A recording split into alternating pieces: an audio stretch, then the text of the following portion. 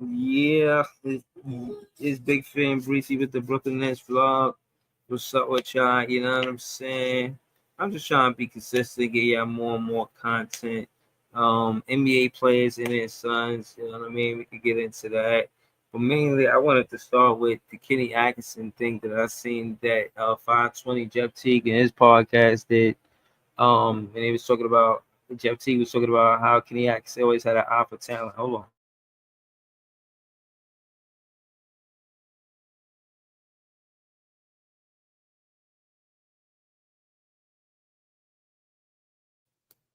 Shout to play one in the chat. Thank you. Thank you. And yeah, so let me see if I could try to find that clip for y'all. Word. But yeah, what's good with y'all, man? What y'all want to talk about?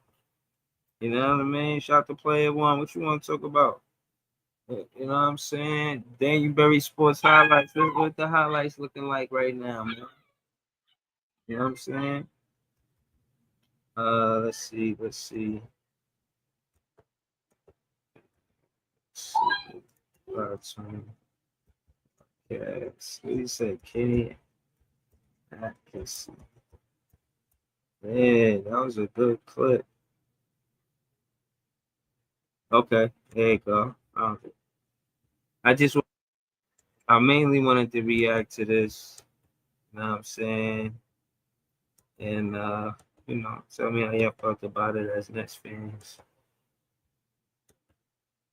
Or player one, what happened yesterday, man? Lee banned you.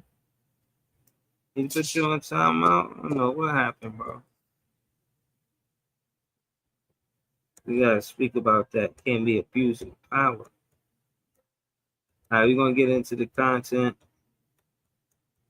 You know what I mean? Here we go.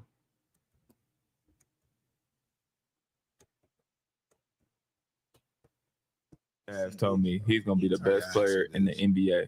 Him and Steph Curry. He literally told me that. He said, "I watched this kid dribble and throw behind the back pass. I knew he's gonna be the best player in the league." He was like, "We gotta trade up and get him." That's why I told you the Hawks was trying to get him. I remember we had that conversation. Kenny made me a believer because he said that, and I always believe what Kenny said because he told me what Steph Curry was gonna be. And I was like, "Hell no!" And then when Steph Curry started killing, all right, man, you the GOAT. Whatever you say, I'm start believing because you just told me Steph Curry was gonna be the best. He's like his footwork is just better than everybody's. He told me Kyrie was gonna be good, but then when he seen Giannis, he said, "I'm telling you, Jeff, he gonna change the NBA." He's skilled. Oh my God, he was so hyped. Yeah, Kenny undefeated because you say he said it about Joker too. Oh man, he said it about man. He's like the best player on their team. Dude was coming off the bench. They was starting Nurt. Nurt. He was like, man, it's a kid on their bench 10 times better than Nurt. And he had like 10 and 10 on us the first time we played him. He had a double off the bench. He was like, he's the best player on their team. And I was like, hell no. Nah. I'm telling you, Jeff, he's the best player on the team. And to see him being the MVP, Kenny, bro. You special, bro. Shit, Kenny sound like Kenny need to do everybody motherfucking draft. He do. Sam Merrill just got paid. Shout out to Sam. He was on the team with me at the Bucks. I've never seen this, Sam. I've never seen it. You ain't see the vision? I didn't see it. Kenny got the eye. Sam, I ain't see it. See? Kenny got the eye. Kenny Atkinson is one of the better player development coaches. He did it with Spencer Dinwiddie, Karis LeVert, Jarrett Allen, and Joe Harris. Even though Joe Harris wasn't a rookie when he got in here, he's still in this early part of his rookie scout contract. I think the first half of it, not the last half. I think his second year. So, player one, I ain't been watching it. Word, been some good basketball. All right. But, coaching, having a say in the you know what I'm saying? And, just having an eye for talent, knowing what it is to, you know what I mean? Pretty much see a player, see the raw talent in the player, and, you know what I'm saying? Have a vision and say, that's going to be a good basketball player. For a coach to do that, and we had no knowledge of that. And you look at how Kenny, you look at how Spencer, Joe Harris, Jarrett Allen, and Karis LeVert careers played out for the most part after not being with Kenny Atkinson. You got one going to be an all-star in the Jarrett Allen. but those other three, not so much. And I said that to say that he had them clicking on all cylinders. He had that roster playing great basketball. I think that was 2019. He had that roster playing so great, bro. Word, that season when we had 41 wins, we was hoping for real. That's a fact. But I just wanted to give a nod to, Kenny Atkinson to say that a lot of the, talent being acknowledged by the head coach, I think is significant over the GM. Like, yeah, I want the GM to have an eye for talent too, but if it's up to, you know, I want the coach to have a say too. That's why I was happy that Jordy Fernandez, you know what I'm saying, went to the draft in Chicago. I'm glad he was involved. You know what I'm saying? But Cavs got a good coach. We got a good coach too with less experience, but going into the second year, I do want to see him focus on only 2 or 3 players. You know, we got Clowney. Do you really have to focus on what? Or could you put it? Diego number one option, Trayor second option, and Drake Powell work on your perimeter defense. You know what I'm saying? And I'm saying that Cam Thomas is still essential in that. But if you got those 4 players in as your perimeter offense and defense, Diego offense, some defense, Cam Thomas offense, some defense, Powell defense, some offense, Trayor off some offense and defense. We got a good situation. You know what I'm saying? You could just develop those players. Ben Seraph and Ben Seraph and Danny Wolf. I think they should take a back seat. You got Noah Clowney. Let Noah, take a back seat to Noah Clowney, or let Wolf or Clowney fight it out for that spot to see who get that. You know what I'm saying? That last spot, who get the minutes this season. Get them both minutes and see who wins that. Drew Timmy, you know what I'm saying? You got to utilize him, though. You know what I mean? Put him in a situation where he getting enough shots inside the 3-point line, try to run offensive actions inside the 3-point line. That's how you could utilize Timmy for to his best. Like, yeah, he gonna use the 3-point line, but the players warming up, shooting the long ball before they shoot the, you know what I'm saying, inside the 3-point shot is crazy work to me. You know what I mean? I think they should be getting inside of the 3-point line, having a lot of that offense being implemented with a Jaeger being a big guard. He should be having a lot of everybody talking about, oh, they want to see if he could space the floor. No, he's 6'9". Why, like, what is he, 6'5"? However tall he is, he's a guard that's supposed to get inside the 3-point line and take be a rebounding guard. I'm not asking for too much. This is the advantages I'm asking him to use. You a big guard, I need you to be a rebounding guard. You're a big guard, I need you to be a defensive guard. You a big guard, I need you to play inside the 3-point line. These are the 3 things that I need from Jaeger. You know what I'm saying? When you focusing on player development. You know what I mean? And on top of that, I just feel like you got Trayor. They say he's good north to south. Let's see it. You know what I'm saying? Let's see that happen. You know what I mean? You see, they said that Drake Powell is a good perimeter defender. The Nets been getting beat on the perimeter defense for a long time now. You know what I'm saying? Let's see it.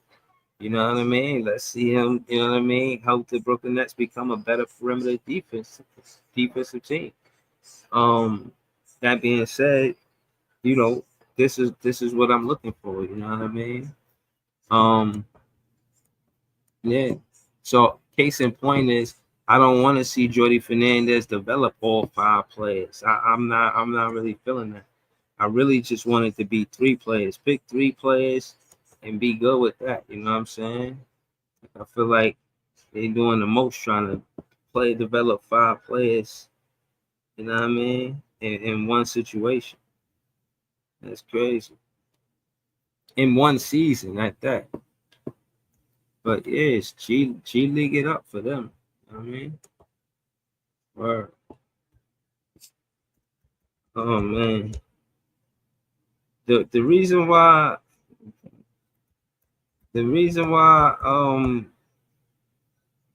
uh, I wanted to have this conversation about the NBA players and their sons is because sometimes these players be in situations being that they want to be, sometimes they don't. You know what I mean? Like, do they all want to play in the NBA? You know? But I just wanted to, have this conversation. I just wanted to have this conversation with y'all, talk basketball with y'all. You know what I'm saying? All right. See Rick Barry. No, Greg Anthony, top of the list. Cole Anthony. That's our generation. You know what I mean? So we rocking. Rick Barry, John Barry, Brent Barry, Drew Barry. Okay. I heard of Brent Barry and I think John Barry, but I ain't really know much about Drew Barry. Hold on. Rick and Brent are the second father-son duo to win NBA championships as players, but they won a championship together. Rick, John, and Brent all played for and ended their playing career with the Houston Rockets. Rick, John, and Drew all played for the Golden State Warriors. Okay, there's some stuff I ain't know. Henry Bibby, Mike Bibby. Okay, I ain't know Mike Bibby's father was in the league. Both played for the New York Knicks. Okay. Nuke Bowl. I didn't know that. Some of the stuff I knew. Some of the stuff I did. Hold on.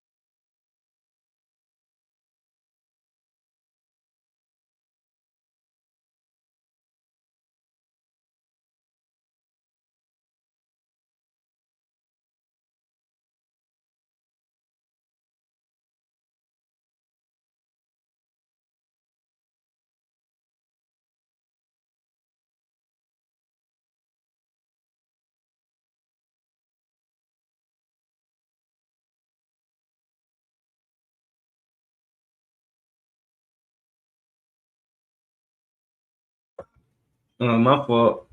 But yeah, all right, I'm back. Then Melvin Booker, Devin Booker. I didn't know that. Both played against Kobe Bryant and Kevin Garnett during their respective careers. I did not know that. Tell me if y'all knew some of this stuff. Stop me if y'all knew some of this. Ronnie Brewer. Didn't know that neither. Both played for the Chicago Bulls. Rick Brunson, Jalen Brunson. I did know that. Joe Bryant, Kobe Bryant. I did know that. Anthony Carter, Devin Carter. I ain't know that. What? Wayne Chapman, Rex Chapman. I think I did know that. I heard that. Charles Claxton, Nick Claxton. We all know that. As Nets fans, we all know that. Richard Coffey, Amir Coffey. I think I heard of that. Norm Cook, Brian Cook. I ain't know that.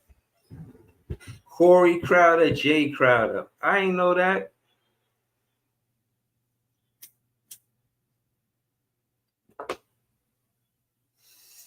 Del Curry, Stephen Curry, Seth Curry. Okay. Both Del and Seth played for the Charlotte Hornets. Okay. Del Davis, Tracy, Jackson Davis. Dale Davis, yeah, I knew, but I didn't know his son was Tracy Jackson Davis. I didn't know that. Mark Davis, Johnny Davis, don't know none of those players. Terry Davis, Ed Davis. The Ed Davis is the player that was on the Nets grabbing the rebounds off to the bench. Is that the same Ed Davis? Is that the same Ed Davis? JDJ said Eli Manning and Tom Brady. I just seen a commercial with Eli Manning and Tom Brady was signing his jersey, and somebody slipped the Eli Manning jersey in there, and Brady was tight. He visibly looked upset. And then he wrote "fuck off" on the jersey, and then Eli Manning seen it and he wrote "good game." That was a funny commercial. The way I told it might not have been funny, but the commercial was funny. Larry Drew the second. Richard Dumas. Rich played in the ABA. Okay. Mike Dunleavy Sr., Mike Dunleavy Jr. I heard that. Both played for the Milwaukee Bucks. Mike Sr. and Mike Jr. are the second father-son coach player pairing to compete against each other in the NBA game. Bill Edwards, Vincent Edwards. Leroy Ellis, LeBron Ellis. Patrick Ewing Jr.? What? Patrick Jr. played a total of 7 preseason games for the New York Knicks, his father's old team, but never played a regular season game with them. Okay. Yeah, because I ain't heard nothing about him. Harvey Grant, Jeremy Grant. Okay. Oh, Jeremy Grant is Horace Grant brother's son. Oh, I ain't know that. Okay. That's what's up. Sidney Green, Torian Green.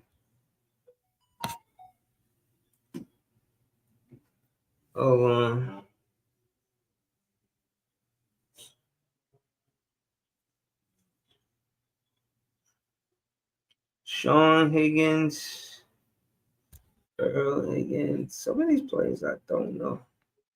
LeBron James. LeBron and Bronny are the first ever father-son duo to play together in an NBA game. Highest scoring father-son duo in NBA history. That's funny. Because LeBron is the highest scoring ever, and his son really don't get no minutes. That's funny. But we're gonna see how funny it is because they're gonna continue to play basketball. But I heard LeBron James is retiring. Is that true? Everybody on YouTube would have been blogging about that shit. I don't think it's true. Because ain't nobody blogging about that shit. Is the NBA ready? Are you ready? Are these NBA fans ready for LeBron? Are y'all ready for LeBron to retire? Y'all ready? Y'all can handle that? Can y'all handle that? Al McGuire, Ali McGuire. Wesley Matthews. Yo, where Jay at? I gotta get hold on. Let me see if I can get Jay on the par with us. Jay funny. He said this was his favorite player. Word. Wesley Matthews. His pops played. Okay. And when Jay get here, I'm gonna bring it back for y'all. I mean, Brian in the chat, he said, I'm ready for Cam Thomas to drop 30 points in China at 8 in the morning. I'm watching that game, even if we come on 8 in the morning, yo. Especially if Cam Thomas play. How long we gotta wait, bro? That game into the end of September. When that game? I ain't tripping. Yo, Cam Thomas dropped 30 next to them rookies and got the rookies looking good. Got the may not even have to look forward to that next year draft the way Cam Thomas gonna be with those rookies. Of course, I know to y'all that's cursing, but that ain't no sin when I say it. Yo, Jay. All right, we're gonna wait for Jay to pull up. Yo. Yo, Yeah. yeah, man, your favorite player was on the list. I had to get you on the pod, man. Wesley Matthews' father used to play in the league. I don't even know who the fuck Wesley Matthews is, man. What are you talking about? Oh, my bad. I confused it with Wesley Person. There you go. Wesley There you Person. go. Wesley Person in them long ass socks. That was my man. Yeah, I don't know if his pops played it. Actually, he said- did. I think it was Chuck Person, if I'm not mistaken. We going down the list of fathers. It's like right now. Yeah, I ain't see him yet. if I'm not mistaken, Chuck Person, but I could be wrong though. But that makes sense to me. Hold on, we about to get to the P's right now. Let me just skip to that. Gary Payton the second. I don't see it. Yeah, it would have been. I don't see it. Scottie Pippen Jr. Nigga said Eli Manning and Tom Brady. Yeah, you seen that Yeah. commercial? Yo, I saw a video earlier. Matter of fact, I think I sent it to the group chat to y'all. But it was a dude. He went to a Tom Brady jersey signing, and he was like Tom Brady was signing mad jerseys, and one of the jerseys was an Eli Manning jersey. That's the video. Yeah. Yeah. I sent that shit to the group chat. Yeah, I see that. I think that's how I see it too. That shit was hilarious because Tom Brady signed it. Fuck you, and no, fuck off. And then when they gave it to Eli Manning, he signed it. Good game. Right. Mad wholesome, but he wholesome because he won. So he like, yeah, good game. Like, I don't want to sign this shit. Mm-hmm. At that time, I was still a fan of football. I remember watching that game, seeing Tyree catch the ball with his helmet. Like, what? I swear. I was definitely rooting for the Giants that game too. All I got from that game was I was like, Eli is trash. How you figure that? Because why would Tyree have to make a catch like that? Did you see the catches that his receivers made to win that game? They were not good throws. Bro, but the way he avoided the tackles in that pocket, bro, you got to give him credit for even getting the pass off. Ass. He could never be. It was a better catch, but it was a good pass because he had to scramble. And it was another great catch in that game. I forgot what the other great catch was. Who was it?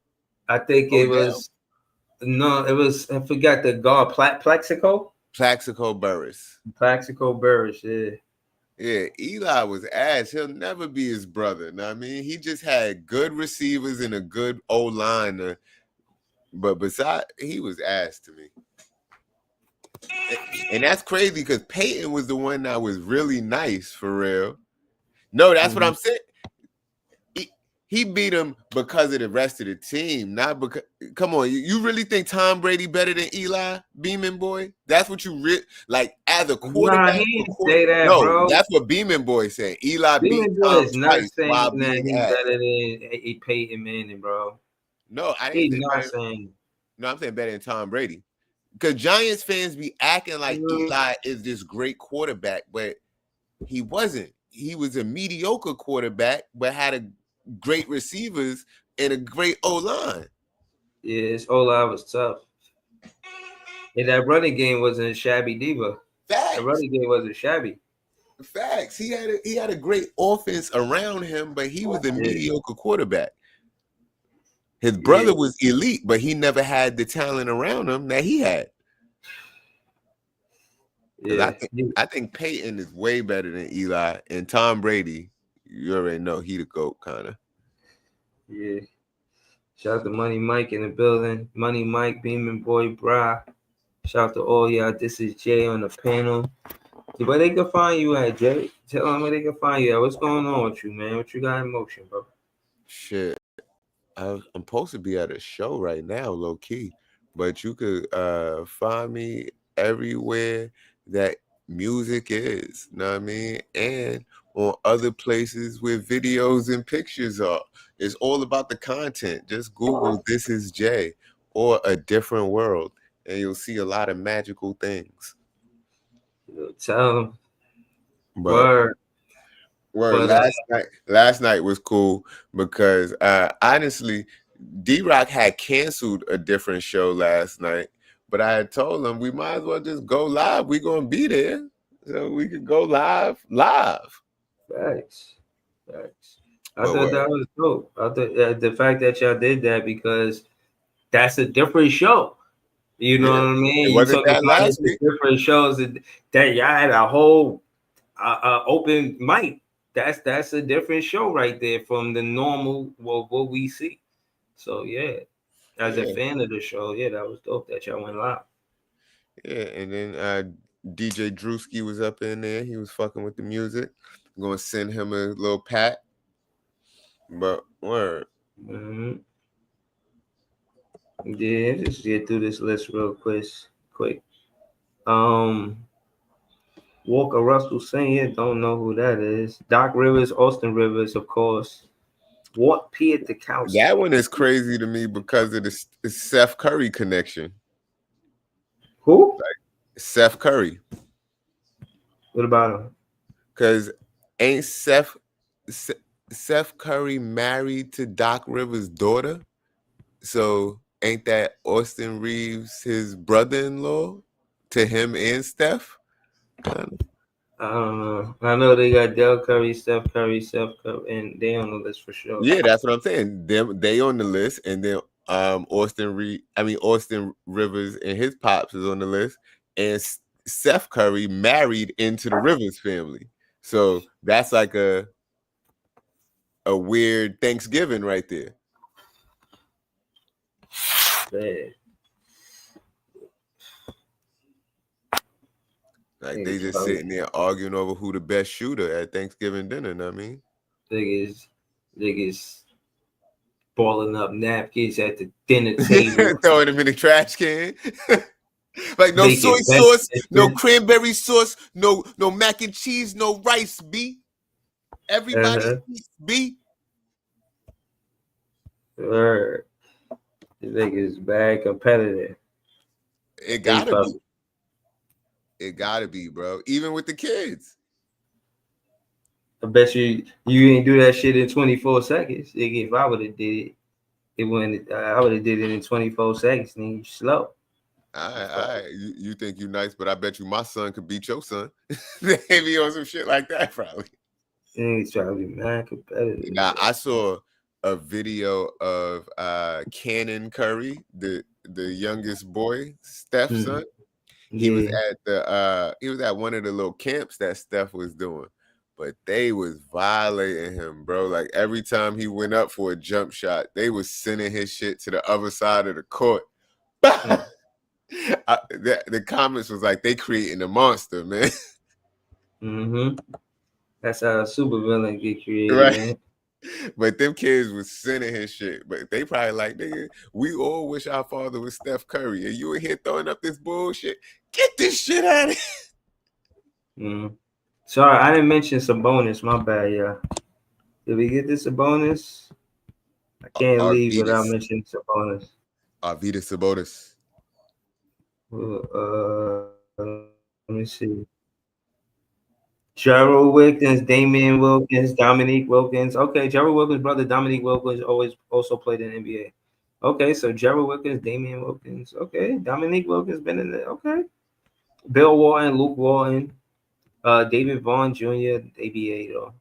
Ernie Vanderway, Kiki Vanderway. I remember them. I remember the Kiki Vanderway. I remember. Gary Trent Jr., Gary Trent. Okay. Klay Thompson Pops played in the league. Okay. What? Gary Temple? Remember Gary Temple? Mm-hmm. His Pops played for the Spurs in the ABA. All right. Oh, word? John Stockton. Oh, his son played in the league. David Stockton. I didn't even know that.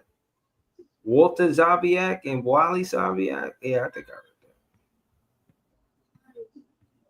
What? All right. But yeah, that's that. You know what I'm saying? I don't know. You watching football this season? You know, I don't No. know, man. But Shiloh and the whole thing with him, you know what I mean? Like, I want to see them play. You know, they were saying that I think something about how Shador, you know, even though he ain't got a roster spot, he made much money in sales because of his jersey that you know he came up. He was well off. Mm-hmm. Well, I don't know. It's crazy how they cut that kid, but bro, Shiloh, yeah. yeah, I don't I just ain't been watching football because I know how they feel about us. Yeah, Like, see, I wish Ice Cube would have came out with a big 3 for football or some shit. Know what I mean? that's tough. But it's way more players, harder to organize, and then it's for the love of the game too. I think Ice Cube love for basketball is more than football. I think that's all it is, and it is more feasible for 3 players in basketball. But what you're talking about is not a bad idea. But did you see about the championship? I think Lance and Beasley was on the same team. I told you I watched the whole game. I sent it to you for you to watch it. That shit was fire. And then Mario Chalmers bailed out Lance Michael Beasley, because if it wasn't for Mario Chalmers hitting that shot at the end of the game, everybody been looking at Bees like, you supposed to be the best in the world, Bees. What happened? What happened? 'Cause he was Yo, they selling said that. I seen an interview. They were talking about he always hit champ. He always been like that. Mario Chalmers. They say he always been hitting game winners, hitting big shots. I seen that something. What you call him said that John Wall was talking about him. Word, John Wall was talking about him. Well, he ain't sell. He was selling, and then Mario, like, cause Montrezl Harrell, he was going crazy and like led his Lance Stevenson and Beasley team was up the whole game pretty much. Montrezl Harrell was on his shit. They came back and they took the lead at the end of the game and almost won that shit. But Mario Chalmers bailed them out and hit that clutch shot at the end. But if it wasn't for that, it would have been crazy. Nah, 3-on-3 is tough because there's enough space for everybody to get an ISO. And yeah, man, you gotta play that one-on-one individual defense. So you could, you know what I'm saying, you could get cooked. So this the game right here. This the game, right? Montrezl Harrell, Little Froda. Okay. So that's Bees with the midi over Montrez. So hold on.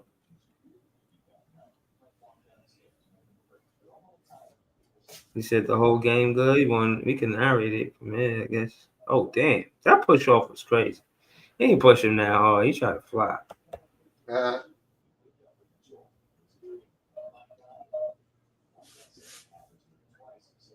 Okay, so they take it out at the half court line.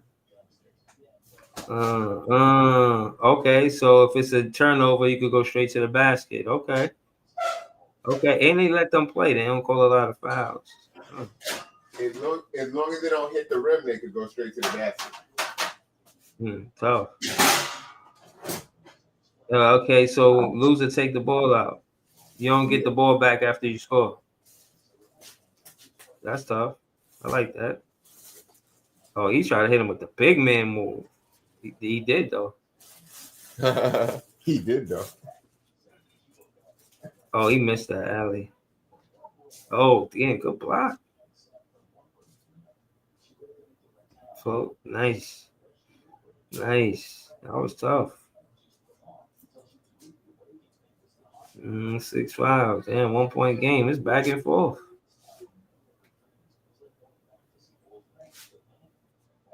Look for the screen. You wide open. You gotta hit that.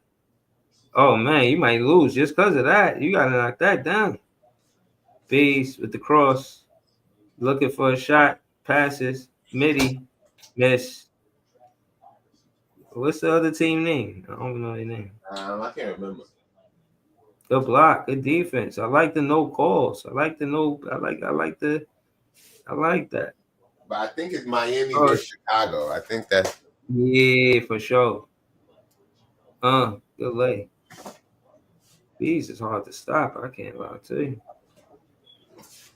I know you said he was selling at the end, but he doing work. who Bees? Nah, early in the Bees was definitely putting in work all game. Like I wanted to talk shit, but I couldn't talk shit because he was out there putting in work. But at the end of the game, he was definitely selling. Like he missed like I don't know, maybe like 4 or 5 game winners. I think. he was tired. It went just off of entertainment. See, this to me, this is not entertainment in a script. This is you win or lose this shit.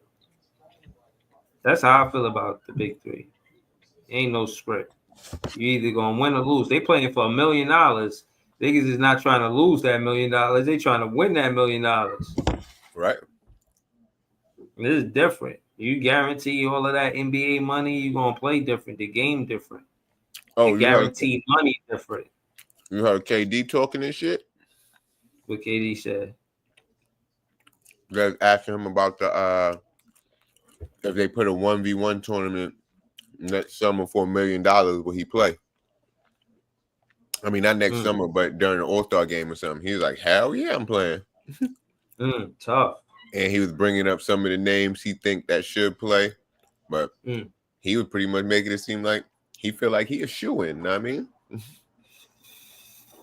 I would try to find the content. I'm gonna fast forward this to get to the end of it. We gotta watch the whole thing. It's about an hour and a half. I mean, it's a half hour almost. So it's 46-45. Yeah, see what just happened. We can watch it to the end. Now it's 48-45, and game is 50, you know what I mean? Oh, game 50. Damn.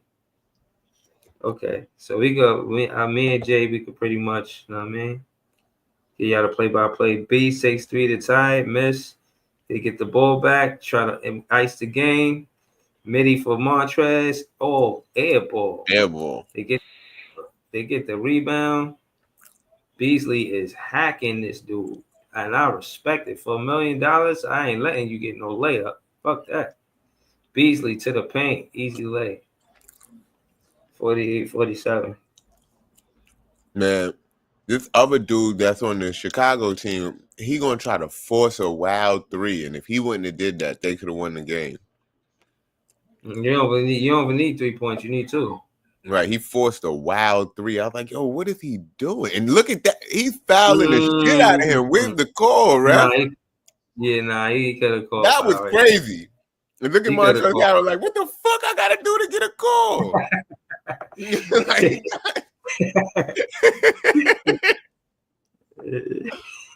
that shit was aggressive.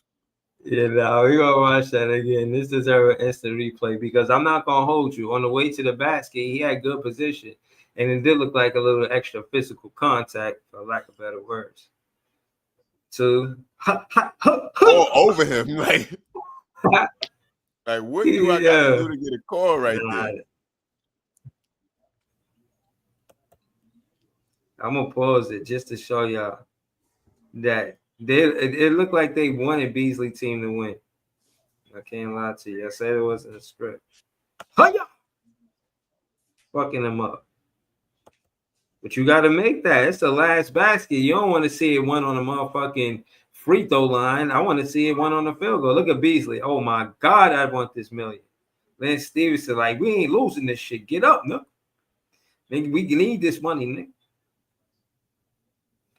Lance Stevenson to Beasley. Beasley definitely won it. Goes left, sees Lance. Lance pump fake, jab step, back to Bees. Bees. Mario Chalmers want the ball. He ain't give it to him. Pass it to him. Open. Swish. Oh, my gosh. Mario Chalmers. Good night. Right. Good job. Nah, son. It's facts. But I think we missed some of the shit that I was talking about, though, because you fast forwarded and all that. But what I'm saying is, like, going into halftime, Miami was up like with a lead, respectable. It didn't really look like Chicago was going to come back, but then they came back and they lost by 2 points and could have won this game easily, but they let it slip out their hands, man.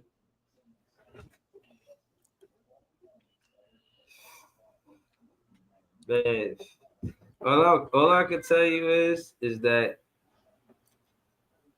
this shit is gonna grow and get bigger and bigger. And while we here, pause. I'm sorry, chat. I didn't mean it like that. Pardon, Jay. I think the big three is gonna. I think it's from seeing it and how all the NBA players or ex NBA players are involved.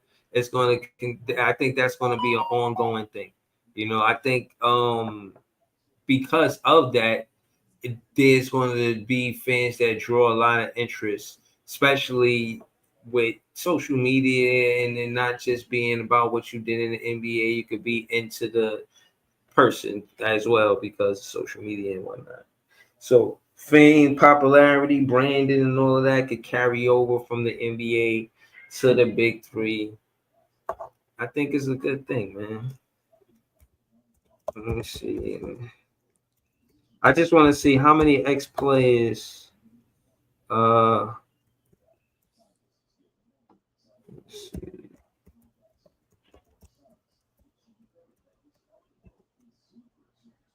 All right.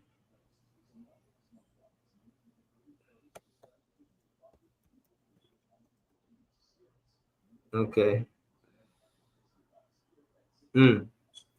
As the let's see. All right. So let's look at the big three for a little bit. Let's say that the big three is ex NBA players and international players. We know this to be true, right? What? We know this to be true. There's ex NBA players, and that's what it consists of. Former NBA players, international players. You know what I'm saying? I don't know what the money looked like, but you know, I think it's interesting. I'm not doing it justice. I probably should do a video on this. But we're gonna make it do what it do. When you look at the history of it, you know, in more specific detail, it is interesting. You know what I mean? I'm not gonna lie. So obviously, that's the lead up to me bringing out content. I just didn't have a drum roll.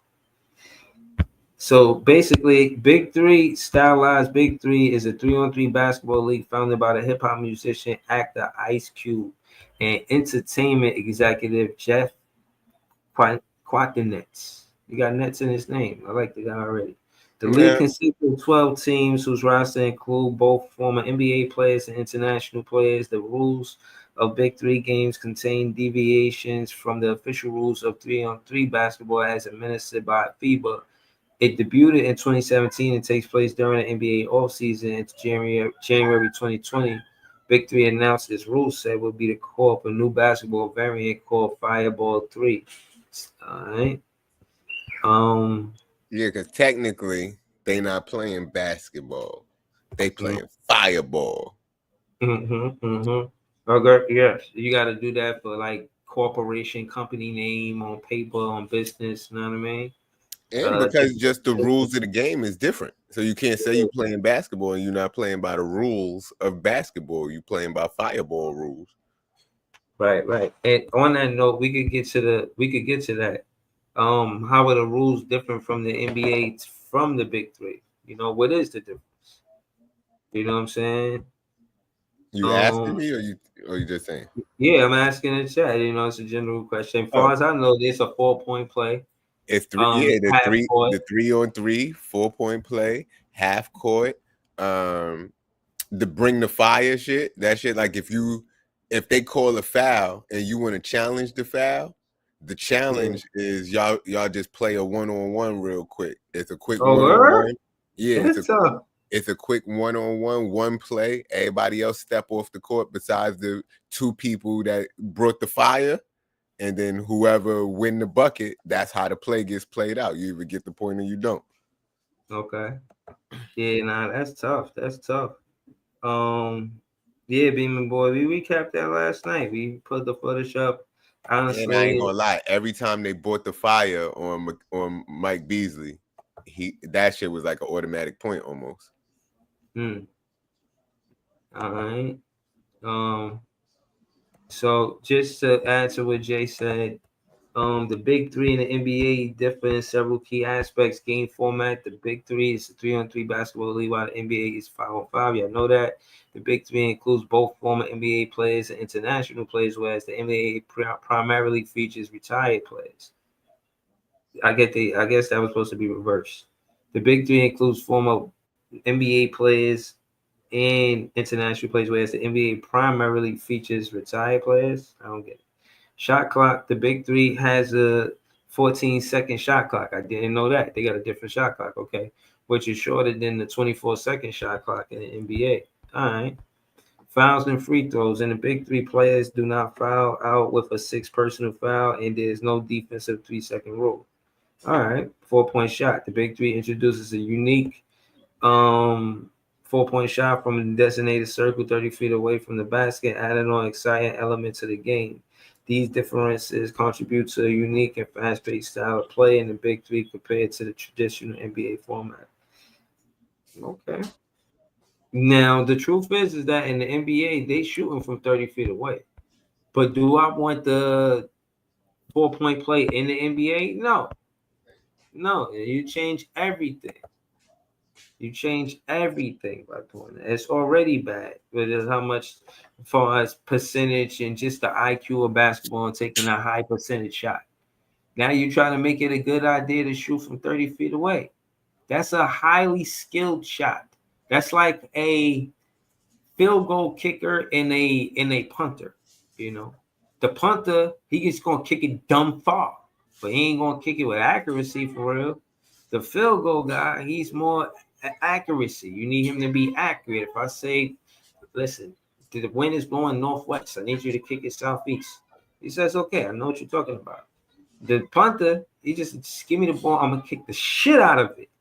You can't just put anybody at the 4-point play. Offenses is already in the NBA right now. I would say for the most part of the NBA, they 65-70% offense ran behind the 3-point line and 30 to 35% inside the 3-point line. A lot of the teams are copy and paste on how to, the 3-point and how y'all already know.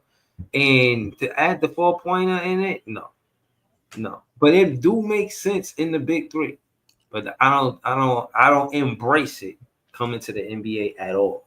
How it makes sense in the big three? Huh? How you feel like it makes sense in the big three? We're not in the NBA. Because for one, the sag off. Like in the NBA, you can sag off. Like there's no, it's like a makeup because there's no fast break offense, to my knowledge. Like okay. Fast break offense come from, full court, like, you know what I'm saying, 94 feet. If it's just half court, you're not going to get that. And as a fan, you kind of want to have something to replace that. You feel what I'm saying? I feel like fast break offense is exciting in basketball. You've been to the game, Jay. You've seen a fast break and we get a dunk and the other team got to call a timeout. You've seen fast break dunks make the team call timeout. Not only is it a strategic thing as far as running an offense, it's if you a coach that, you know what I mean, not necessarily an X and O coach, you could get a lot of offense there if you run the defense the right way and teach them how to box out and get rebounds. Because that's the first thing that can lead to offense is good defense, or great defense, and great rebounding. You know what I'm saying? Good rebounding, great rebounding. You know what I mean? So, yeah, I just think for the entertainment side of it, it makes sense in a half-court game, not necessarily a full-court game. It's already oversaturated with the with offense and above the 3-point line. So. Heard you. I still want to see the 4-point play, but I don't mind. I thought that was a good explanation, though. Yeah. Let me see. Let's see what's And going then on. the game got to evolve. That's the way I feel. Game got to evolve. Can't Yeah. if we're thinking the way that everybody else is thinking, then the 3-pointer would have never been introduced into the NBA. Not really. It would have stayed how it was, original, and it would have stayed, pure to the game and all of that bullshit. Nah, that's not per to the game. Like the book that I was Yes, it reading. is, because when the game was invented, it wasn't no 3-point line. So once you add in all that new shit, I'm sure the people who grew up watching it that was purist were saying the same shit you saying now. Yeah, you can't add that. It won't be good for the game and all that other bullshit.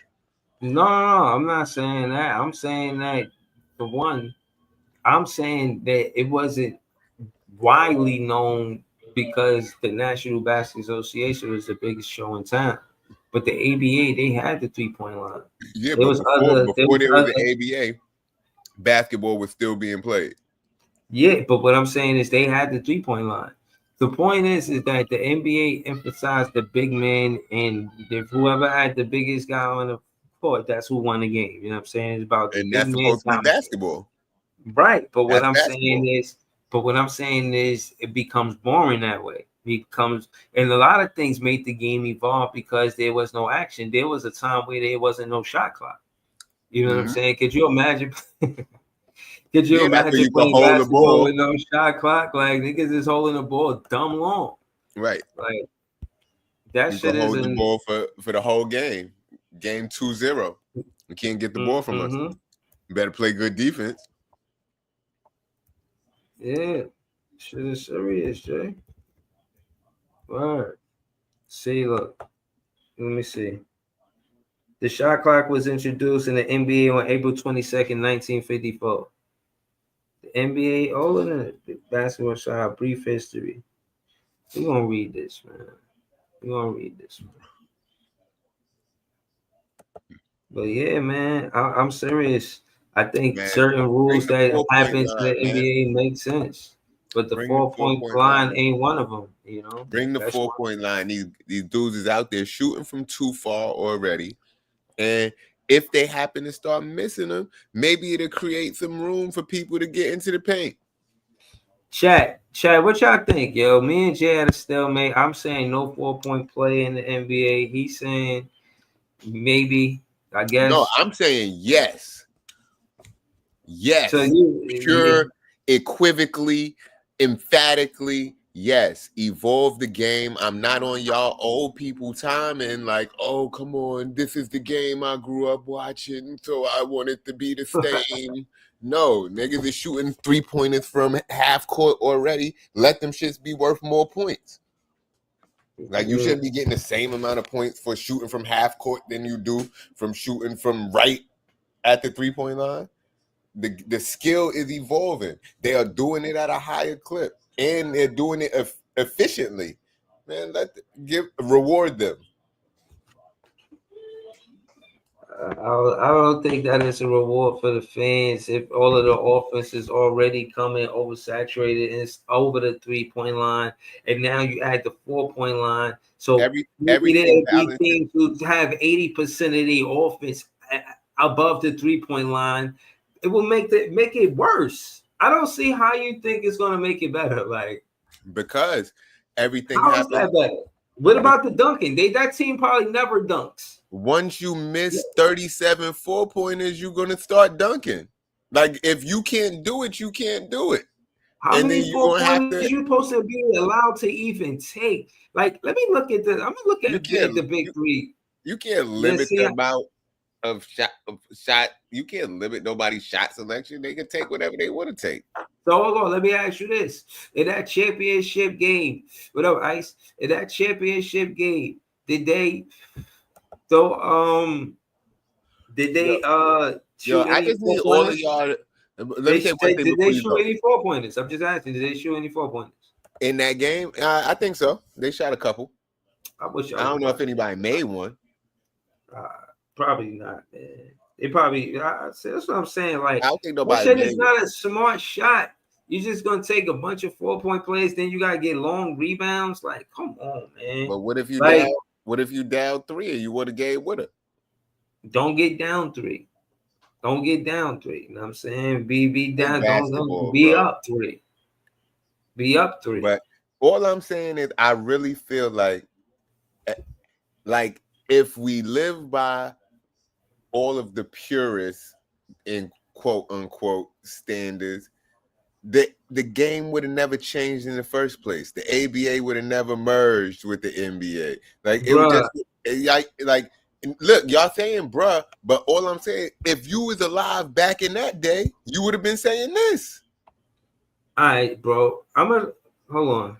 Like, you would have been saying the same stuff. Don't add that extra line. Why we need a extra point play? Get out of here. Some things make sense. I've seen rule changes, and I would agree with some of them. Like when they Which one? The one with I feel like, and not you personally, with Trae Young and Harden was causing all of the offensive fouls. You feel what I'm saying? And yeah, but that was a rule that they changed off of a rule that they had changed already. I'm talking about like real changes to the game of basketball. Like that shit that they did, they had already changed it to protect the shooters, and then shooters were abusing it, so they changed it again. I'm talking about like changes to the actual game. Like, all right, so look, this is where we at, bro. This is the rule changes from the day uno. You know what I'm saying? From 1946 till present. You feel what I'm saying? And so, but present is 2023. So from 2023 to 2025, I might miss this and that. But the whole point of this is to show you how many times rule changes happen. Now, initial rules. 60 game schedule followed by a championship playoffs involving the top 3 teams in each division. Games are 48 minutes long. That's the only rule that seemed like it stayed the same. It's the 48 minutes long from the initial rules. But let's keep it going. Every time you score, the other team is given possession of the ball. Okay. Zone defenses are allowed. Teams are permitted to carry 12 players. Players are allowed 5 personal fouls. Okay. Those are the initial rules of the NBA when it started. You got anything to say about that and how they started the NBA? How you feel like they started with the initial rules? Hey, rules sound good to me. Okay. All right, we're going to keep it going. The very next thing, 1946 to 1947, zone defenses outlawed. Like, and it seemed like it's mid-season for it to happen January 1947.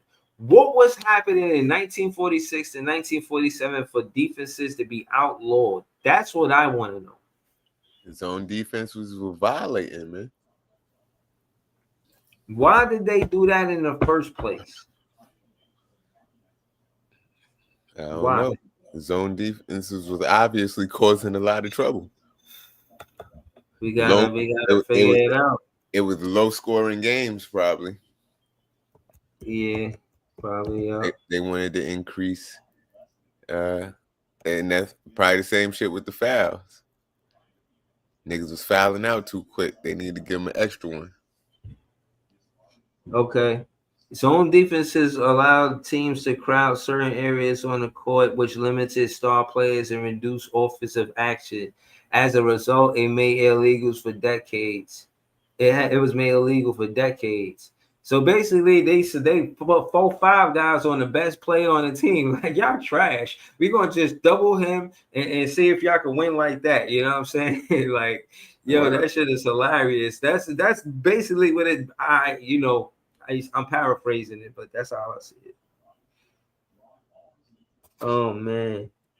All right. So then it said the league decided to bring zone defenses back in 2001. So they banned that shit from 1946 to 47 to 2001.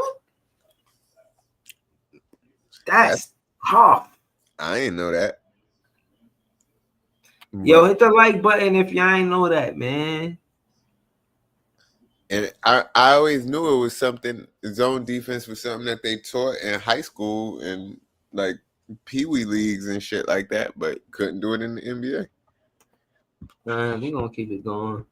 The next season, 1947 to 1948, players' fouls are increased from 5 to 6. Maximum rosters size reduced from 12 to 10 players per team. 9 must be in uniform. Okay. All right. They cut down the players per team. Maybe it was a small league. I think it only started with like 12 teams. Right? Started with like 12 teams. All right, 1950, 1951. Teams are allowed to carry 11 men until December 1st. That's my grandmother's birthday. Rest in peace. And then 10 afterwards. Last season, they carried 12 at first and then reduced it to 11. Jump balls will be used following fouls in the last 3 minutes. Last season, they were used in the final 5 minutes. After a free throw is made in the last 3 minutes, there's a jump ball between the player who committed the foul. After a free throw is made in the last 3 minutes, there's a jump ball between the player who committed the foul and the player foul. I like that shit. That's some standoff shit. Like, oh, you gonna foul me? Jump ball, dude. Jump ball. Hold on. Instead of possession for the team that committed the foul. Okay, instead of possession, you got a jump ball. But what if it's a center versus point guard? That's crazy. To Oh, where eliminate you at right now? The above 1952. 1951. Right, the paragraph above 1951 and 1952. Okay, because I was still reading the other one where you said what you the answer to what you just said. Okay. But keep it going. Alright. So instead of possession for the team that committed the foul, to eliminate deliberate fouling and roughness. So from the beginning of it, they kind of always wanted to take out too much physical play. They kind of wanted the offense to dominate the defense. They didn't want it to be a defensive, pretty much ran like the name of it is basketball, not defending basketball, right? So they want to, I guess, emphasize the offense over the defense, right? 1951, 1952, lane widened from 6 to 12 feet. That's a significant difference. I meant to go to the Y because I had seen one of the Ys and they were showing how Bill Russell was part of the reason a lot of that shit was happening.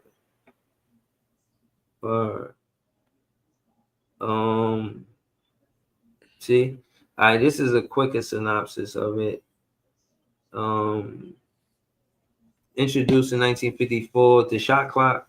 Introduced in 1954, mandated teams must attempt a shot within 24 seconds, increasing the game's speed and scoring. 3-point line established in 1979 encourages long-range shooting and has become a cornerstone of modern scoring. See what I'm saying? It's already a cornerstone, Jay. You want to add a 4-point play? Like it's already doing a lot. It's already a cornerstone. What's doing? The 3-point shot, the 3-point line. When it's already a cornerstone. So now you make it seem like that's not good enough. In the 50s, the 3-point line wasn't even there. Yeah, it started in 1979. Yeah, but we still in the 50s with these rules. Right. These rules are the cornerstones. But the foundation. Yeah, but this is what I'm trying to get to the why. I'm trying to get to the why because they telling you why on some of them. Like, let me see. Yeah. So like, but you see right there in 52, 53, they talked about the tall man, short man foul you was talking about. Yeah.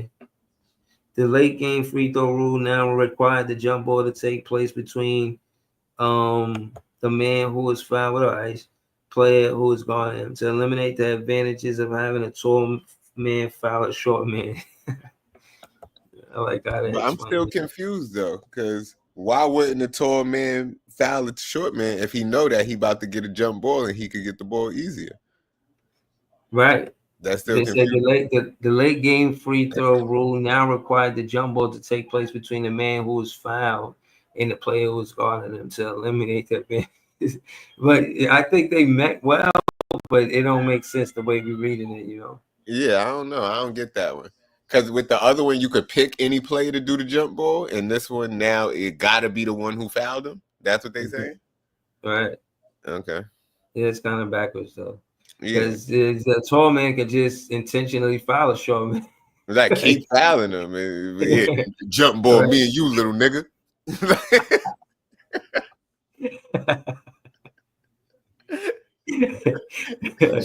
Shaq fouling Muggsy Bogues and shit over and over in the fourth quarter. Easy work. You said late game free throw, easy work. We know exactly what to do.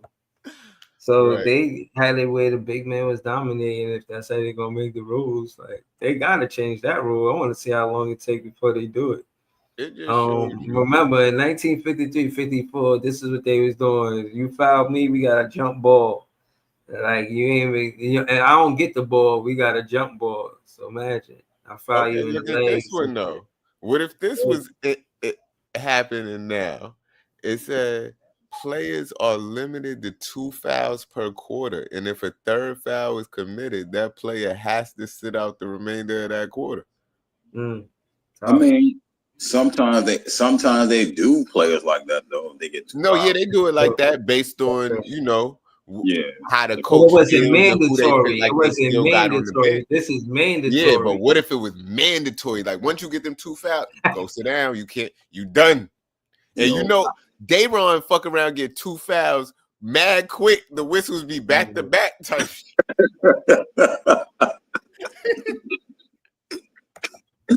Yeah, foul baiting will be on 1,000 though. It will be on 1,000, bro. I could get you out the game for a quarter certain period of time. Yeah, we're gonna run it up. But that's what I was just thinking as Breeze is reading these rules. Like, no matter what the rules, people is gonna find a way to abuse them. Like, and not even just use it to their advantage, but abuse that bitch to the point where you gotta change it again. Yeah. The rules are difficult, you know what I'm saying? The rules are difficult no matter what. Yo, man, it is what it is, man. I'm not gonna lie to you, bro.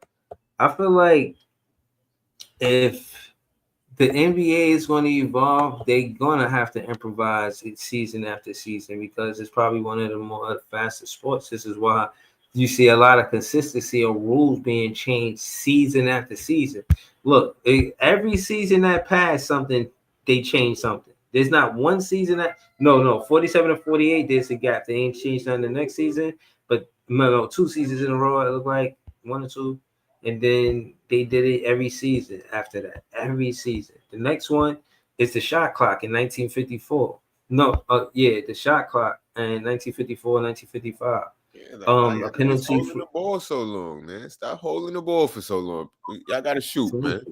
Exactly. This ain't basketball, man. Right.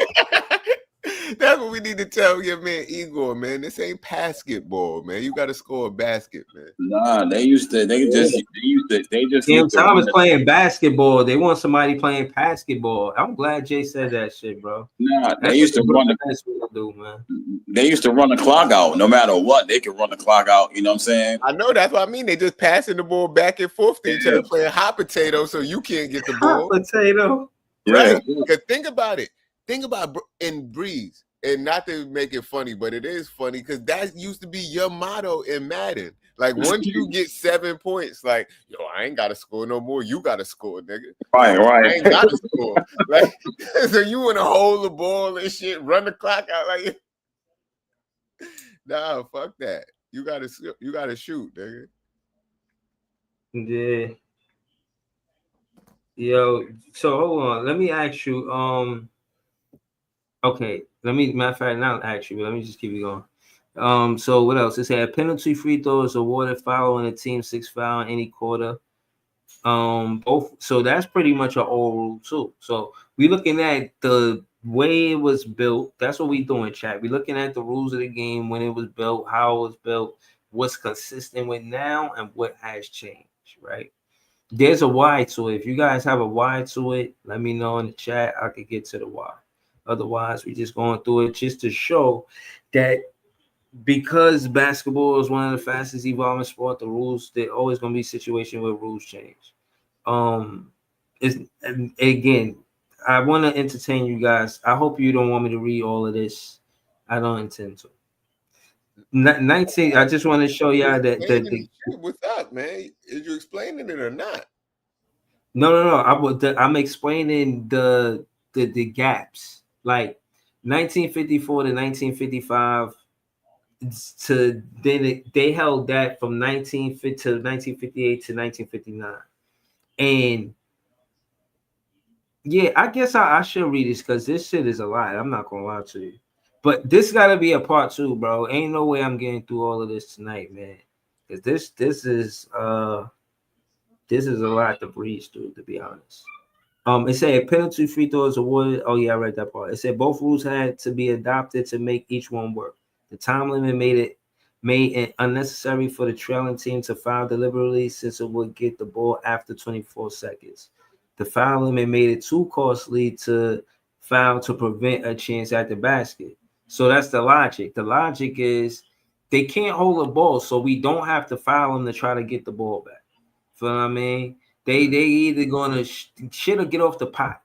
You can't hold the ball longer than 24 seconds. I guess the strap was, yo, we said, what's foul that name? It's like, yo, we foul him, and if he go to the free throw line, we gotta get the ball back. Yeah, well, I'll say this, Hotline Blank. I gotta be a gentle breeze on this, as in I gotta slow it down and actually articulate the content opposed to trying to skip the content. You know what I'm saying? So I don't want to. I gotta breeze slow instead of breeze fast. Like drive slow, drive fast. Instead of drive, I'll just say breeze. But yeah, it didn't say. But I didn't know they had this right here. It said the present 2-minute rule was eliminated. What was the 2-minute rule? It say the rule used in the last 2 minutes of regulation play provided for a jump ball between the fouling player and the player foul after each successful foul throw. That rule. Okay, so that they changed that in 1954 through 1955. Okay. What? This one, they should bring that back, man. Why they should bring this back? No, I'm talking about this next one. Oh, let's say, okay, the penalty for a backcourt foul became 2 shots, 3 to make 2 if you are over the limit. Okay, why you think they should bring that back, Jay? Cause why you fouling niggas backcourt, man? You're playing 94 feet. You ain't trying to foul them backcourt. You over aggressive, man. Nigga ain't even at the basket yet, man. You over aggressive. You doing too much, man. Foul, nigga. Trying to intimidate me, man. Play basketball. Nah, but that would be wild in the last minutes of the game. That shit would be crazy. But no. But what about? Well, hold on. What about walking the dog? Nigga trying to walk the dog and shit. You know when they walk the ball up and like make it go slow so the shot clock don't go nowhere? Yeah. Yeah, nigga, fuck that, nigga. I'm playing defense. Yeah, right. Yeah, I'm stealing the ball if you don't pick that ball up. I don't know why more players haven't like over aggressively played that. Like if it was me and somebody I'm running, jumping, and diving on that ball. Like, and I'm gonna make it like I'm like, you know, on some Jose Alvarado shit, like act like I'm watching them and then just jump and dive on that shit for real. Get possession of that shit. Like show niggas you can't do that on us. I was thinking the same thing. Put your fastest guy out there on the line. They start rolling that. You know what I mean? You on it. You know what I'm saying, Paul? You right there, like you said, jump on it, dive, slide, whatever you gotta do to get there. You know what I'm saying? We're gonna work on this in practice. You know what I'm saying? Fact. Yeah. Because it's too many people doing that, and that shit is disrespectful, first of all. And second of all, it's like it's putting your team at a disadvantage watching them do it. That's true.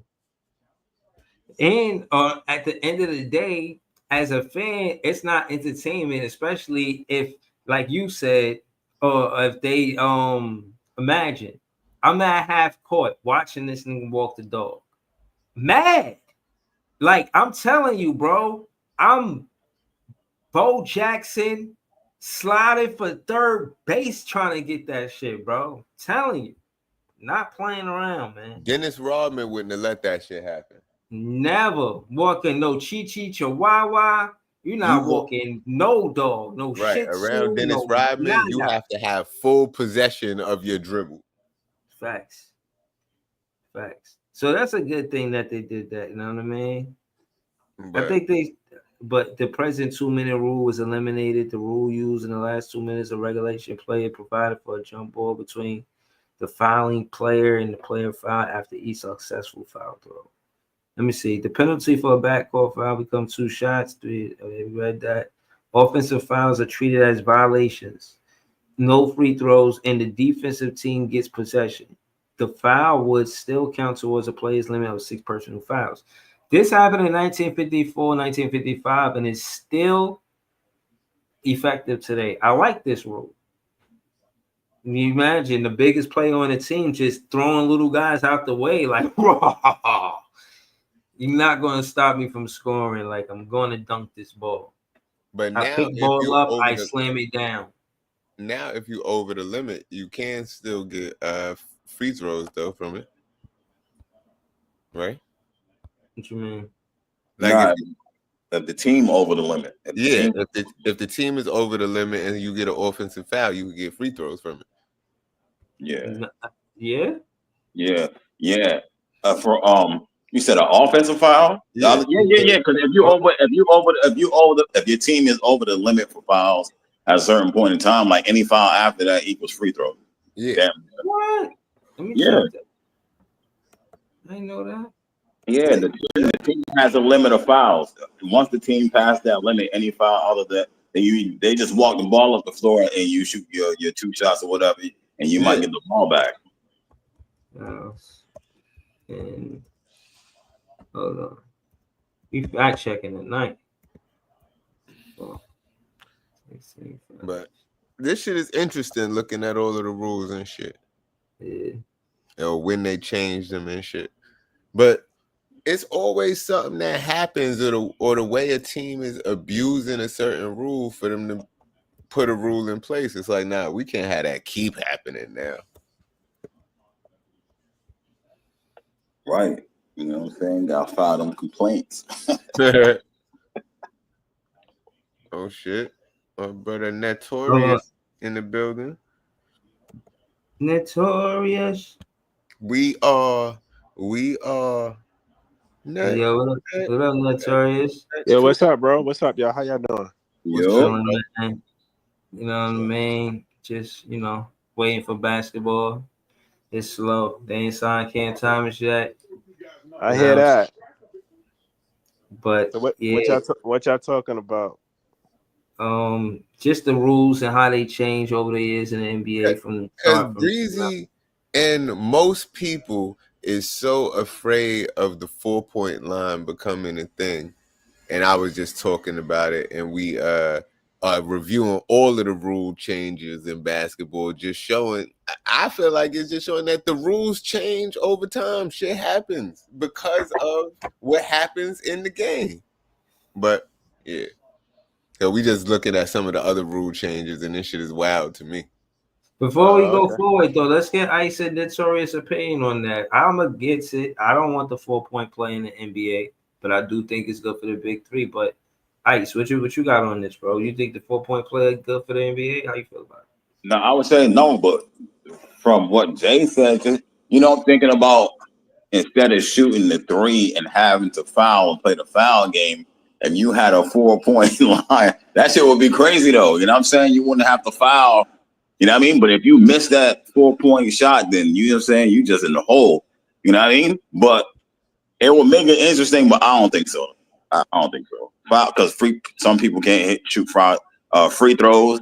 You know what I mean? And that kind of make the game interesting as well. You know what I mean? So I say nah for the 4-point line. All right. What about you, Joey? What you got on this, bro? I disagree. I think it would be good. I think it would make things interesting.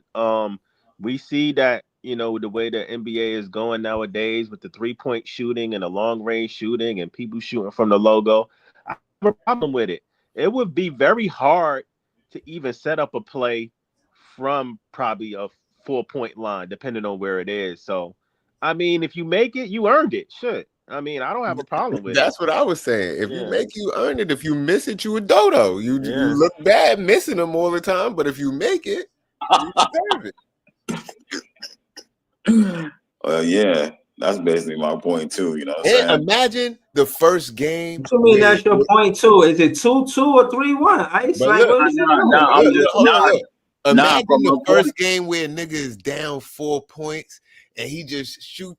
I mean, down 5 or some shit, down 4. And you shoot that 4-point play, get fouled on the 4-pointer, and make the free throw and win by 1. That shit gonna be fire, bro. I'm with you, Breeze. I said it's 2-2, but I'm saying my point is right. That's what Jay explained. If there's you down by 4 and you don't gotta, you know what I'm saying, shoot the 3 and foul and play the foul game. You shoot the, you know what I'm saying, you shoot the 4 and you make it. That makes the game interesting, like Joey saying as well. But me, I'm just like, you know what I'm saying? People can't shoot free throws that well. So, you know what I'm saying? It's slow. When you foul and play the foul game, somebody miss a free throw, you still got a chance. So that's interesting as well. But you know what I'm saying? I would say no. But they, you know what I'm saying? We make points of the excitement of somebody actually hitting a 4-point play, you know what I'm saying? With time winding down instead of playing the 3 foul. As soon as they pass the ball and we got a foul, stop the clock, you know what I'm saying? Walk it back up, free throws, pray to God they miss one of these joints so we can, you know what I'm saying? It's a whole different thing. I still say no, but it makes it's interesting though. And Breeze just I'm not interested. Let me tell you why. Look, it's perfect symmetry right there, though. What you just put on the screen, like that's what from I'm the trying throw-in line to the other throw-in line, a little rainbow arc, just like the 3-point line, right from the 2 throw-in lines, right there. Okay, can I play my case? Go ahead. Because I can't. I don't know if I could count Ice vote. You know what I mean? I don't know, man. He's on the fence. He hung jury right now. You know what I'm saying? Like, hold on. Now, I want to let y'all exhibit see all of this beautiful landscape that the NBA did forget. You guys talk about the 4-point play and how it's evolving. No, it's not. It's devolving when you are ignoring what got you there with its perfect symmetry inside the 3-point line. Not to mention, it's more real estate inside of the 3-point line than outside of the 3-point line. You go to specific spots, and like the 4-point play, they got a whole circle on it. So that means that it's become obvious where a player is going to be. It's going to be easy for the defense to play passing lanes if you're going to put a big circle on the court. At least with the 3-point line, you can take it from anywhere. You don't know where it's going to be, but the way the 4-point thing is, it's a circle. And you have to take it inside of that circle. It's not like the circle is 30 feet and they say, okay, anywhere from 30 feet, you can make it a 4-point play. No. You making that up. That's only in the big 3 that it's a circle. You don't got to put a circle. That's what I'm trying to say. If you I'm just going off of what I've seen. That's all I've seen. That's the big 3. We talking about the NBA. The NBA could take in this perfect symmetry that you're showing right here. If they put another rainbow line right from the 2 hash marks where the throw-in lines is and connect them, that's perfect. No, it's not. Why add to this? It's already perfect. That's perfect. This is look at the throw-in lines are there already. That's why it's perfect, I think. Listen, over what? You're gonna take the 4-point play over the 23-footer, the 5-footer, the 19-footer, the 4-footer? Like all of these different options, you want to overlook all of those different options to take a 4-point play. If I'm down by not 3, to mention how it's going to mess up all of the statistics and all of like just the way the game is evolved. It evolved that much of the offense above the 3-point line that we got to add another. But Break, I don't think. Tell that to Wilt Chamberlain and them niggas that say why you added the 3-point line because you fucking up all our statistics with 3s. Exactly. But Breeze, I don't think it would a lot. To be honest, I don't think a lot of people would be taking them. I think it would only happen when you actually really need to take it. But I don't see many players taking it. But you made up an interesting point. Like you said, it's less room. There's going to be less room to make a 4-point play, right? Well, that's the whole reason you getting 4 points for it, because it's less room to operate and it's a longer range shot. So that's why when you make it, you earn it. You know what I'm saying? So I don't have a problem with it. I like you said, it's less room for you to operate. It's a longer range shot, which means it's going to be tougher to get that bucket. So when you make it, you earn it. I don't see too many players just randomly taking them. I only see it happening when the game is on the line and you need to hit a game-winning shot type situation, or you know what I mean. But rather than that, I don't see people just randomly or if you're taking them. Steph Curry, because Steph gonna take them shits 19 times a game.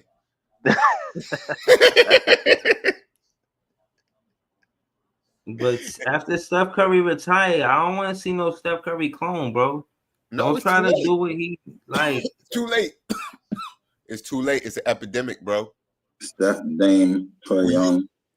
When you go to the park, bro, these kids don't practice mid-ranges, bro. Who up here was talking the other day saying that was you saying that the kid said he wasn't good at the mid-range, but he was taking threes all day?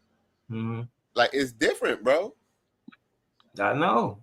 I want to make a change. I want to change the basketball world, man. Like, don't forget about the mid-range. Like, I'm gonna need to make the documentary. Well, make a shirt, bro. You got make a shirt. Don't forget the biddy. And go coach. You gotta go coach. You know what I'm saying? You gotta coach. You gotta get a whole coaching job now. You gotta spread the good word, man. Don't forget the biddy. Yeah, don't get shit. You gotta mid-range, man. You gotta look get at all of this. Look at all of this real estate in the mid-range: 23 feet, 5 feet, 19 feet, 4 feet, 18 feet, 16 feet. I seen Reggie Miller talking about how before he became a three-point shot, he learned how to 12 feet, 14 feet, 16 feet. Bro, all of these mid-range shots, 17 feet, 18 footers. If you have a 4-point line, you won't have a side shot for it because there's not enough court on the side for a 4-point line. You know what I'm saying? From the corner 3 or corner 4, it won't be no such thing. Yeah, I wish I could draw the line on there, but a nice little arc from those 2 hash marks would be beautiful.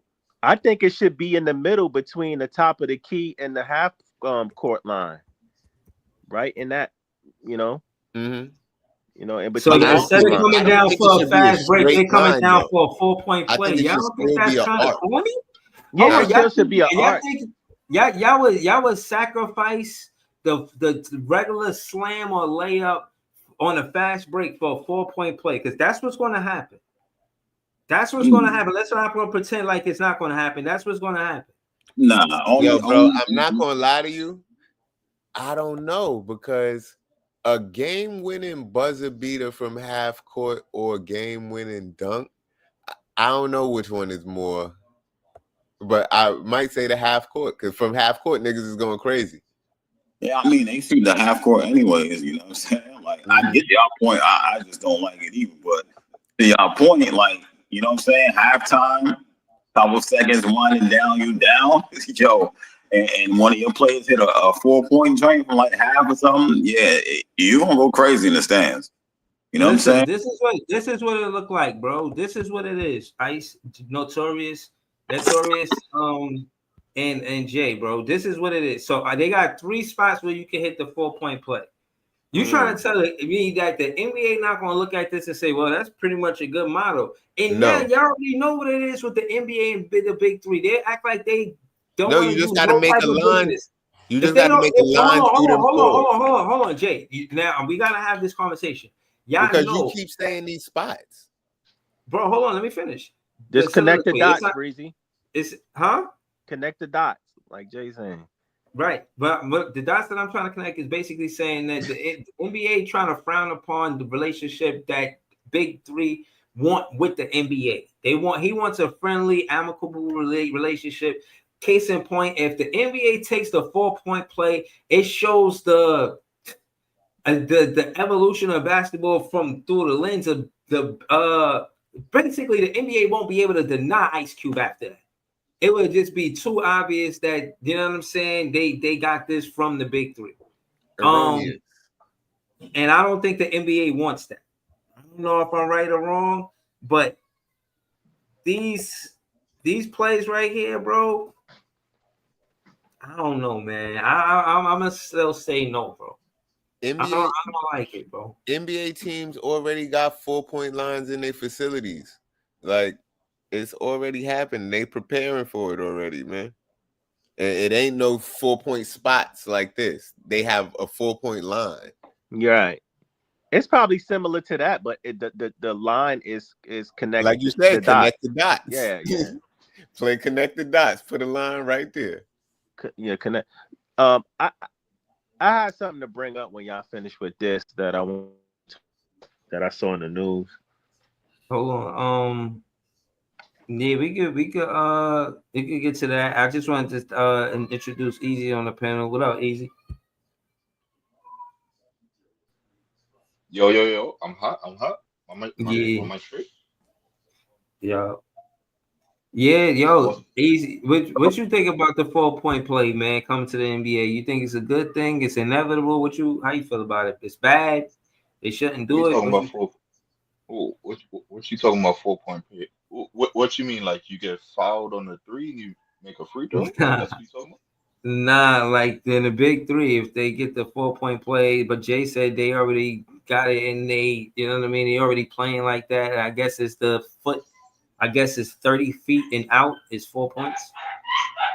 Nah, it's further than 30 feet.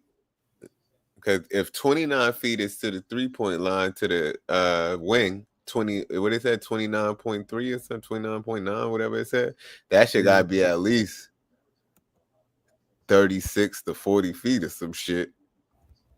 Mm-hmm. I'm gonna find out. That's what it looks like. What you think, though, Easy? You think that's a good thing? They should get that in the NBA?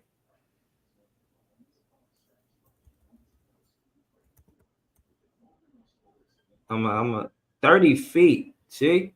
Oh, 30 in feet. Big 3 basketball, the 4-point shot can be taken from any of the 3 circles on the court, which are all 30 feet away from the basket. But the Big 3 court is smaller too. Okay. I'm not on the fence with this, man. This is going to change everything, man. It's already oversaturated with the 3-point line. You're going to take away the offense that you could get inside of the 3-point line by trying to create offense at the 4-point play.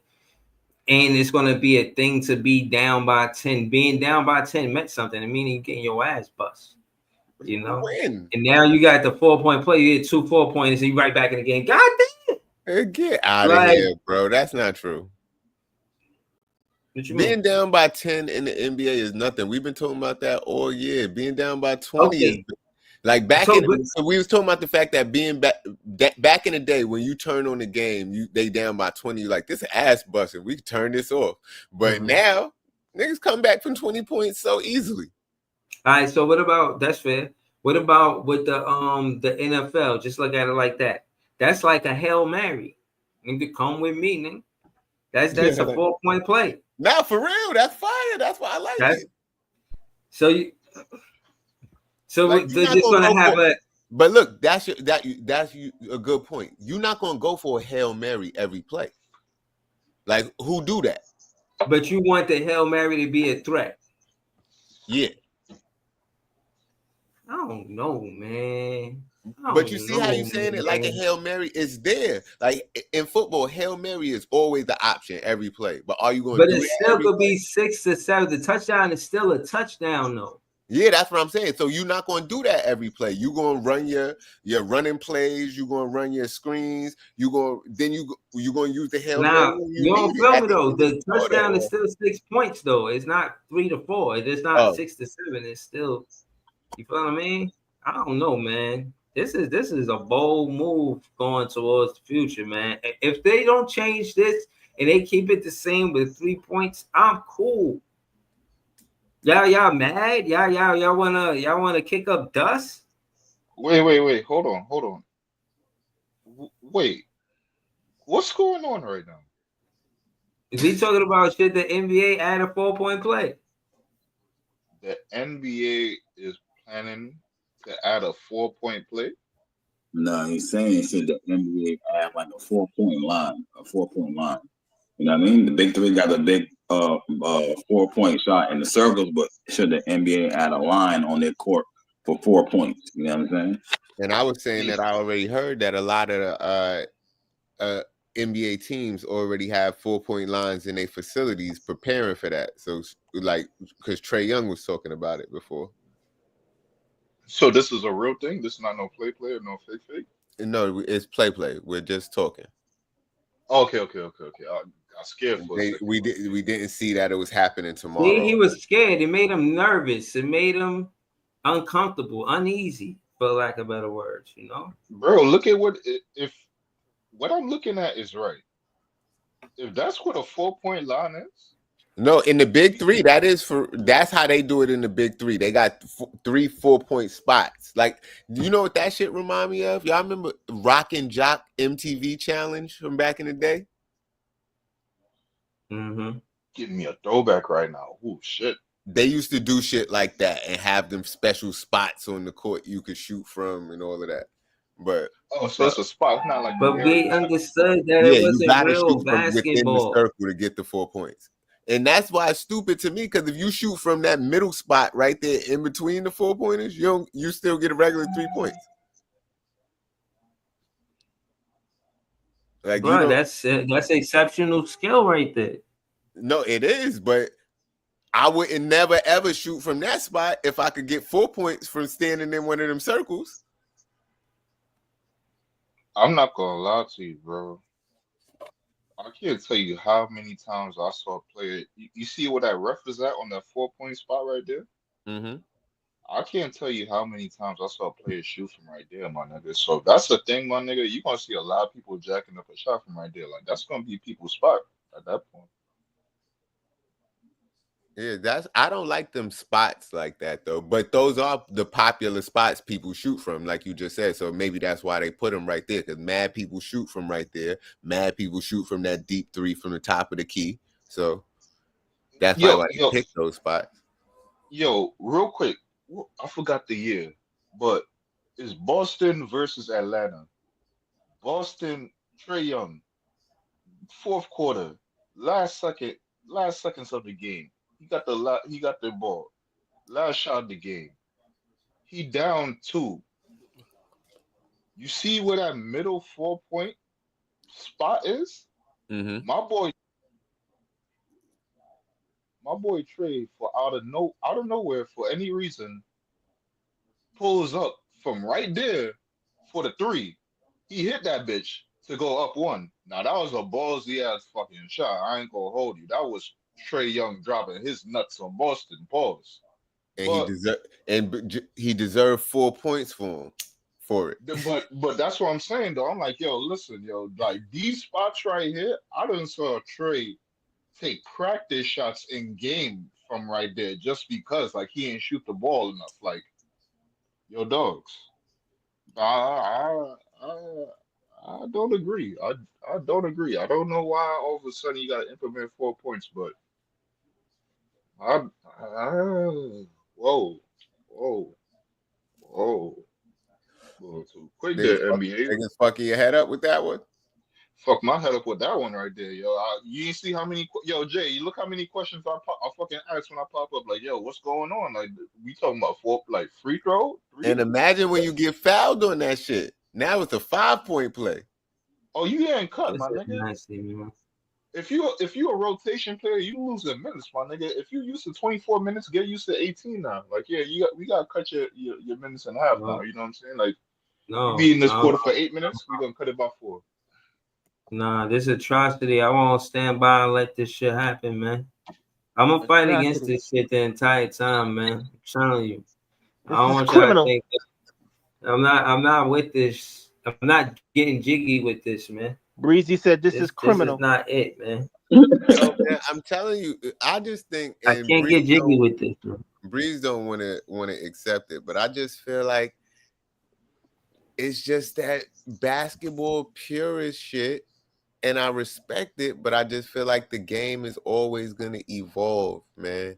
Like, if players are doing better shit, you got to do, like, if if every single player in the NBA start dunking between the legs, doing East Bays every game, they might have to raise the rim. No, bro. Whoa. So Because, bro, if every player could do what only some players supposed to, the most elite players supposed to be able to do, you have to raise the stakes so only the elite players could do something. Because all the high school kids dunking like that now. You know what I'm saying? Like that's what I'm trying to tell you. That's going to be the evolution of the game. No, but hold on. Let's seen keep it real. These YouTube niggas dunking on 12 feet like it's nothing. But no. But from when it comes down to athleticism and skill, yeah, you can get away with athleticism in the sport of the basketball. But the truth is that it is a highly skilled sport. You do have to kind of be highly skilled. There's rhythm. There's you know what I'm saying. There's math to it. There's angles. Like yo, bro, you gotta be smart. You know what I'm saying? Like, yeah, let them become more skilled. That means the defense got to become. Hold on, the defense have to evolve too. It can't just be the offense evolve. One of the biggest things that you have to realize is that they outlawed zone defense the second they got the chance, and then I brought it back in 2001 or whatever it was. Bro, that's a long time to ban zone defense, and it was catered to the offense. I get it, but at the end of the day, the whole evolution of basketball isn't on the offensive side of the ball. You have to let it evolve on the defensive side of the ball as well. So, can I wait? Hold on, Joey. Hold on. So, Breeze, how do you evolve the defensive side of the ball? Shit, you gotta become witty. You gotta have more schemes. You gotta know what the rules are. So, and then I think a lot of that be sometimes you gotta bend the rules. You know, that's why not bend the rules, but the hand checking was one of those things. Like you can hand check to no hand check. You know what I'm saying? Like they always gonna cater the offense with the rules. I get that easy, but at the end of the day, the defense, a big part of that is gonna be footwork. Like I'm gonna keep it real with you. And I'm not trying to be funny, but I know for professional players, it's not enough to stay in front of them because they got to jump to shoot. If you do not jump to shoot over a professional, if you don't jump with them, bro, they're going to see over you and score over you, bro. Professional NBA players could do it. They've seen it all the time. I've seen Sean Livingston do it. You got to jump. So case in point is the defense is going to have to, their footwork is going to have to evolve. You know what I'm saying? They're gonna, you know what I mean, have to be able to have schemes where they more in sync on defense. You know what I mean? Or they're gonna get cooked. You know what I'm saying? So, but the defense has to evolve because the rules look like from the beginning till now, easy. It's always going to cater to the offensive side of the ball. That's what I'm looking at. That's what I'm saying. You know what I mean? But so I mean, if that's how you feel, that's how you feel. But me personally, I think both sides evolved a lot up to this point already. There was rules put in place to evolve the offensive end because that's what brings in people, and there were certain rules taken out or putting in to lax the defensive end. But the game evolved, the players evolved, the coaches evolved, and they made defensive schemes to fit the time. So, I mean, I hear you, but offensive brings people in. So, the offense the offense is the thing that keeps the game going, that keeps the game running. The defense will evolve around the offense. Right. That's just how it goes. When the offense evolves, the defense will evolve. And the defense has evolved. Yeah, I'm just saying, once they set the new rules in for the offense, then the defense will evolve around those rules. But I wanted to say but let me just say that. Yeah, go ahead. No, I was gonna say that I think it's good because for the excitement of the game, we seen stories of the NBA like losing viewership and shit like that. So they have to come up with unique things to get fans involved. One which I heard about today was Kevin Durant said he would be cool playing in a 1v1 tournament during the All-Star game for $1 million prize. I think that'd be dope. That will get some excitement in the game, just like the 4-point line will get some excitement in the game. So what do you guys think about the 1v1 tournament for All-Star games for a $1 million prize? Jay had mentioned it earlier. We're gonna go to Jay first. Go ahead, Jay. Jay, you there? They're probably cooking up a beat. That's what's going on. Oh, Easy. What about you, Easy? How you feel about it? Then we gonna go to Ice.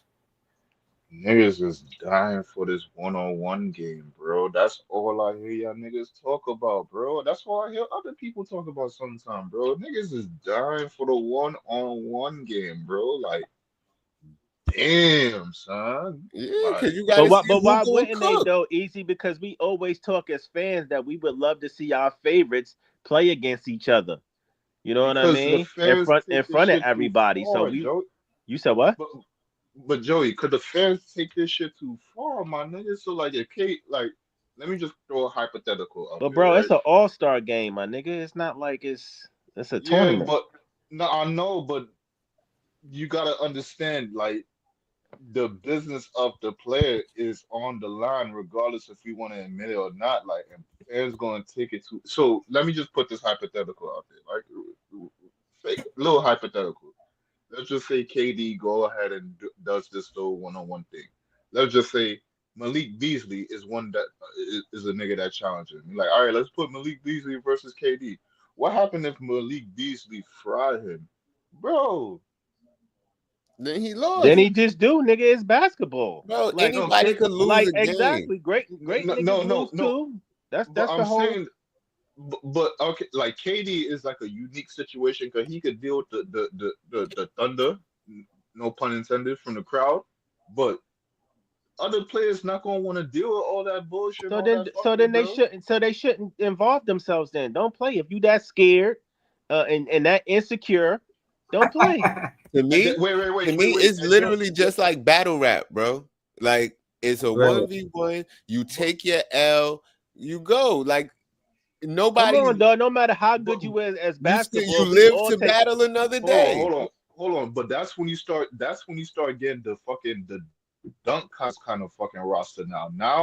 That's when you start getting people like Hamidou Diallo and shit like that into a lineup now. He winning dunk contest championship.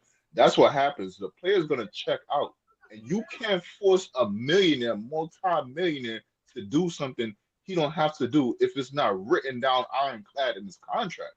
So Right. that's gonna be But that's what I'm Nobody saying. is forcing anybody to do anything. It's a $1 million prize on the line. Nobody is telling you you gotta involve yourself in this. If you two you know what to play, then don't play.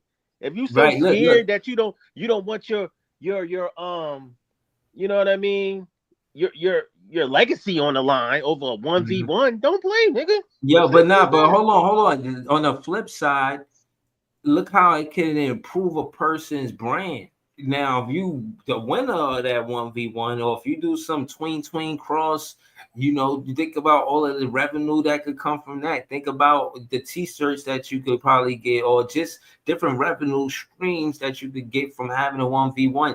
Think about how the NBA will be evolved then. Think about y'all talk about the market. The market will go up for players that could score in ISO situations, because again, it's not necessarily just on I guess for face value, it's just for entertainment. But the truth is that if it's on the line and this player is on the ISO, I guarantee you they doubling Cam Thomas. If Cam Thomas getting that, let's say 1v1, right? Let's just hold on. Listen, that means that the defense going to respect that. They're not going to watch somebody like Cam Thomas win a 1v1, and then when the game is on the line, they see Cam Thomas in the 1v1 and not send help. Any coach is going to send help, and by doing that, Fernandez got the upper hand because we got a 1v1 player. And it will highlight 1v1 players, which is Can I say this? If we get the biggest name, let's say some of the biggest names in the sport to volunteer in this during the All-Star game, I think this will bring a lot of publicity and a lot of viewership. A lot of people would view in to see some of the top talent in the NBA play one-on-one. And especially, and I personally think a lot of players would want to do it to win $1 million.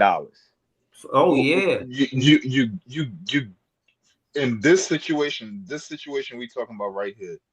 One, you have to give me the names you considering, and then two, no, KD had a list of names.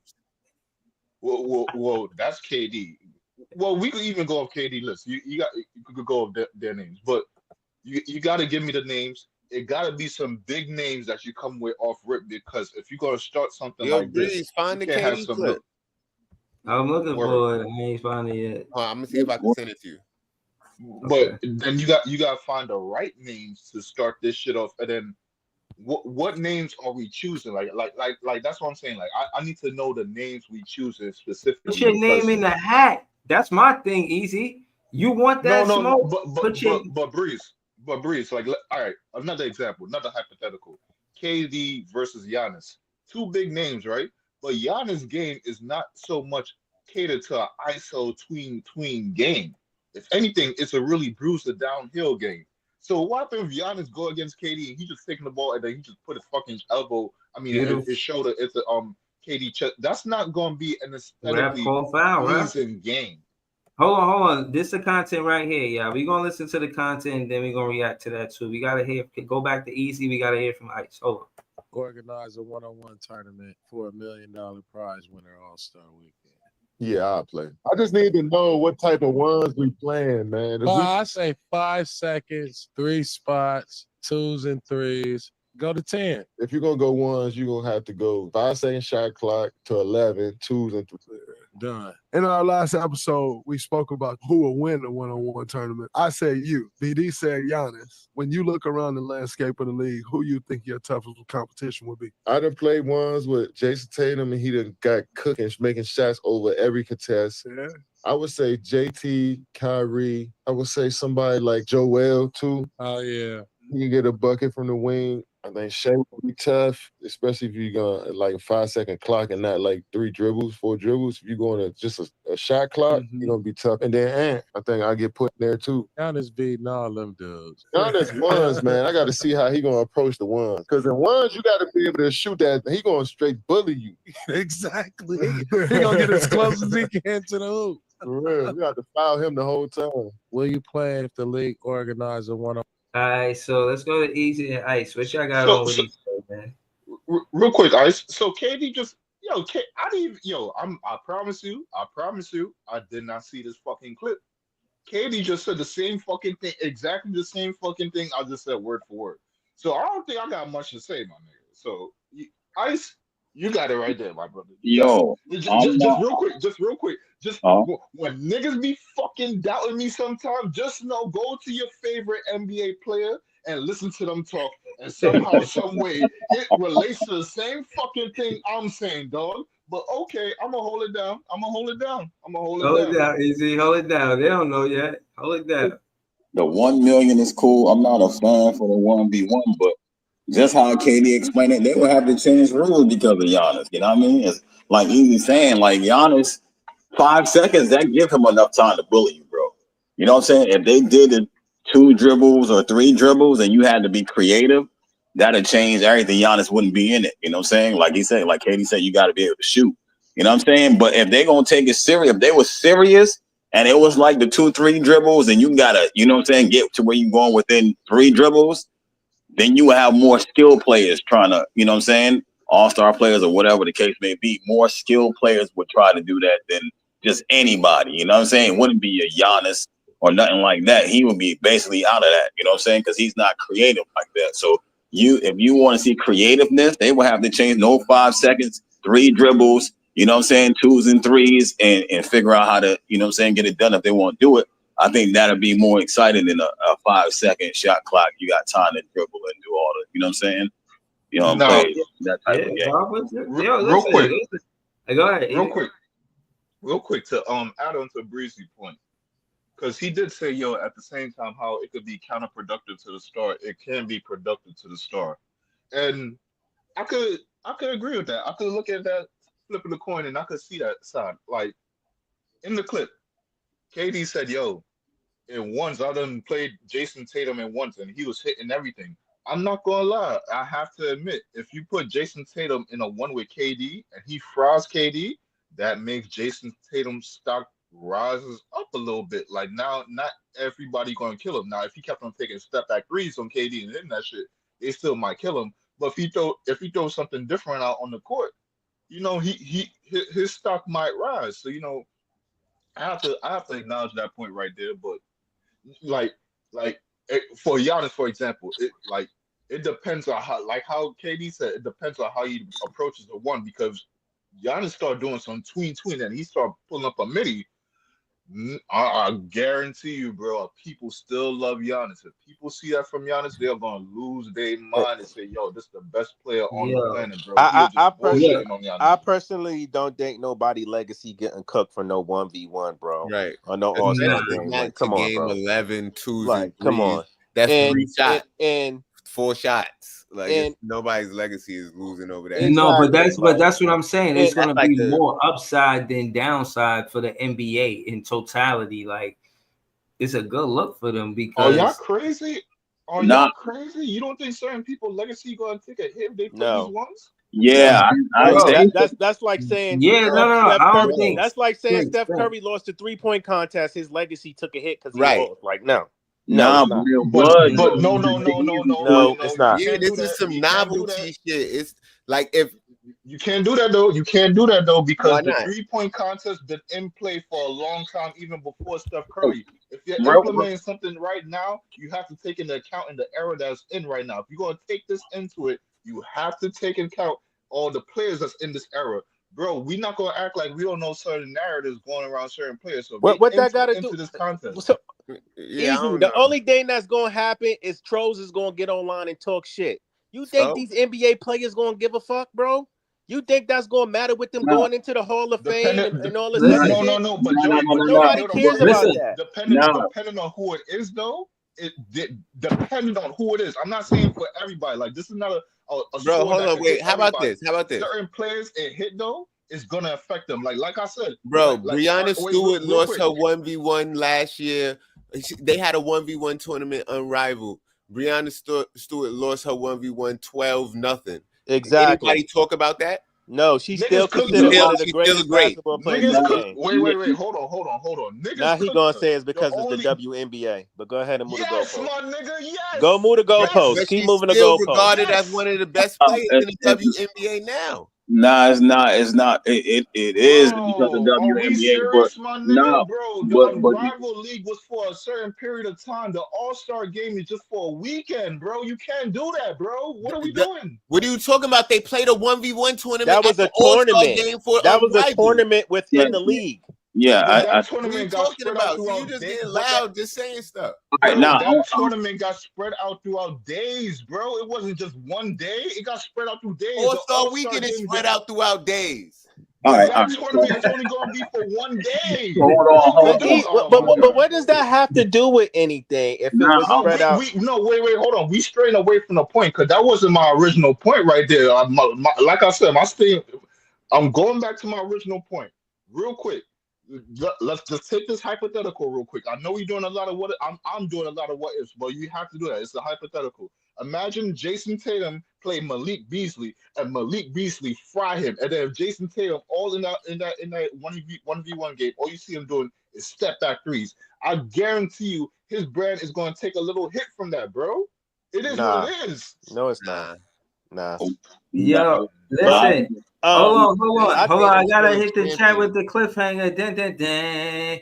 More content coming really soon. We're gonna have This Is JTV, Ice, Notorious, Easy E. Hopefully back on the panel. I will be back. Yes, I'm clipping up this video. Don't be mad at me and point your fingers at me. It is what it is. Yo, chat. We was cooking on the grill just now. He cut up the grill.